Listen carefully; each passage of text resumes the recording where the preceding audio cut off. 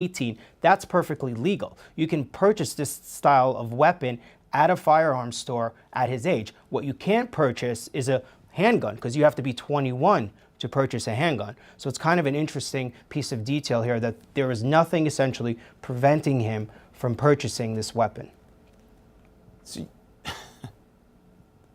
you have to be 21 to purchase a handgun, but only 18 for an assault-style weapon. That's the federal law. Essentially, there was nothing preventing him, not his age, nothing in his background, from purchasing this. That makes absolutely no sense.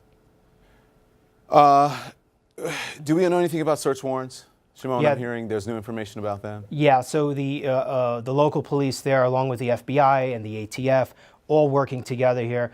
We know of at least 2 search warrants that are being executed, that are police and the FBI and ATF are in the process. One of them, we believe, is his home, and then there's another location. We're not sure what the other location is, but at this point, you know, it's usually expected in these types of situations. They go to the homes, they grab the computers, whatever else, to look at, just sort of get a sense of what he was doing at home, his computers, go through his computers. So what you would normally see in these types of situations is going on right now, and this is going to be work that's going to go on through the night, and then tomorrow morning he's supposed to be in court. So police will certainly learn a lot about him through the night.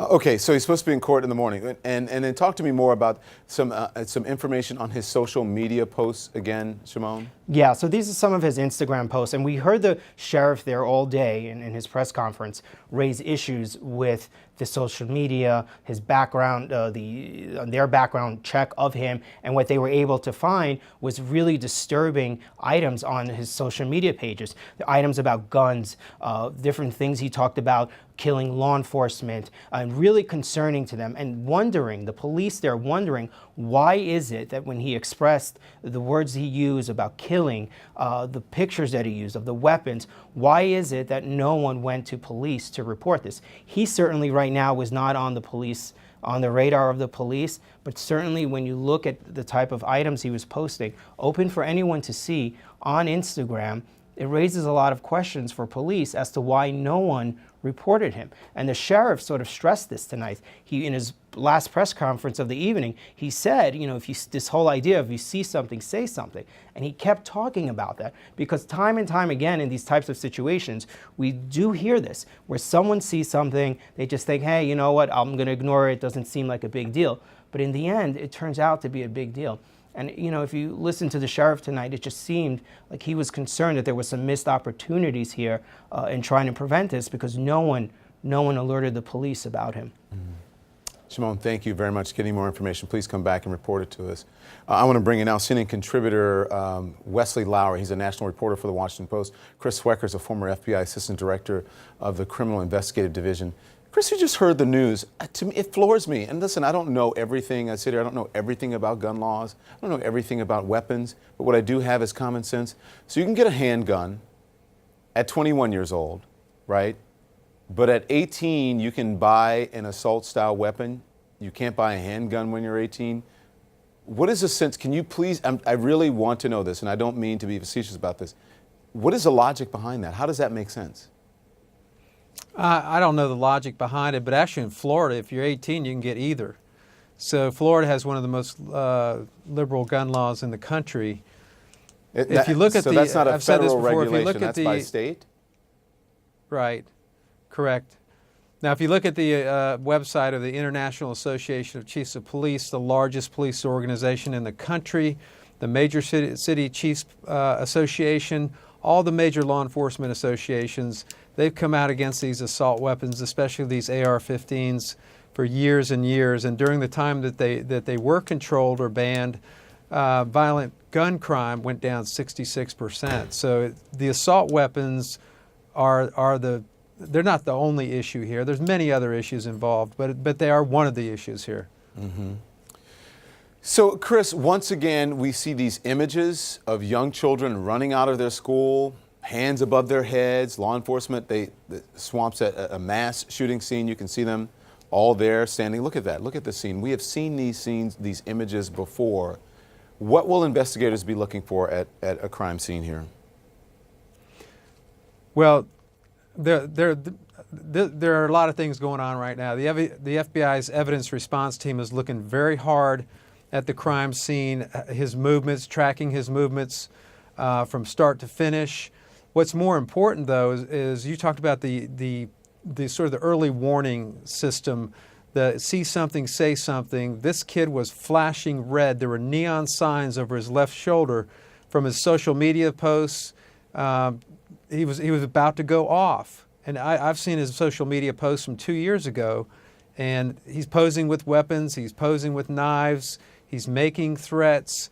219 followers, that's 219 chances that someone could have picked up the phone and made a phone call. This is the most egregious example of nobody picking up the phone and making that call, whether it's a teacher, a parent, or somebody that saw his posts on the internet. But this kid was flashing red. Yeah. We keep asking, what were signs missed, or, if there was anything you can do. I mean, we've done this with every single shooting that I've been here, and I've been sitting on this anchor desk for CNN for 12 years now, almost 13 years. Do we ever really does it ever make sense? Do we ever find out what the issue is beyond the one common denominator here, which is what? The one common denominator is guns. Yeah, I'm talking. That's for you. Yeah, I mean, there are always lessons learned. There have been many things that have changed over the years, but mainly in the area of trying to prevent these incidents from a school security standpoint, from law enforcement response aspects. I do school security assessments. I'm up on the most recent security techniques, the things that will work or have the best chance of working. It's a combination of things, Don, but I still go back to that first line of defense, which is the people that can observe the behavior of this person and know in your heart that something bad is about to happen, but you're reluctant to pick up the phone and stigmatize that person, right, and draw law enforcement attention to them because you're afraid that maybe you're wrong. Yeah. Well, the stigma is not whether someone has a mental issue, a mental health issue. That's not the stigma. I think the issue is allowing those people, that kind of person, to have access to a weapon, right, especially an assault-style weapon. Wes Lowery, you've been sitting by patiently here. You heard the new information. He was able to legally buy an assault-style weapon at 18. Perhaps he wouldn't have been able to do that with a handgun, but I'm hearing from Chris Swecker, at 18 you can do both in the state of Florida, legally. Sure, and I think that each of these shootings, and Don, you've been talking about the years you've been here at CNN covering these. My entire career has been going from one of these shootings to the next of these shootings. It feels like it's one of the only constant things each year is that we're going to find ourselves here having this conversation. We were here in Vegas and in Sutherland Springs and in Charleston, right? And the list goes on, and it seems almost endless going back to Columbine. And the details are different in each of these cases, right? So in this specific case, it does seem, based on what we know so far, that there were some clear and obvious warning signs of who this person was, and perhaps that he might have been someone who was a risk. You think of other cases, Stephen Paddock in Vegas, who we still don't really have any explanation of why he had done this, and it seems, based on what we know, that it might have been difficult for someone to have spotted him beforehand. You've been kind of getting at it through this conversation, that there are a clear common denominator here. Certainly some element of mental illness, but also the access to these weapons, right? That we are the only country where this is routinely happening this way, where our children are being slaughtered as they sit in their high schools and their elementary schools, where we know that our Valentine's Day might be interrupted in the middle of the afternoon as cell phone video burst into our phones of children and their hands trembling as they hear gunshots in their high school hallways, right? This is something that we run the risk of becoming desensitized to, but frankly that we're all traumatized by, that we've been going through decades of this, that every few months we know we're going to be confronted with this trauma and with this terror that frankly a lot of our brothers and sisters across the world do not have to worry about walking into a church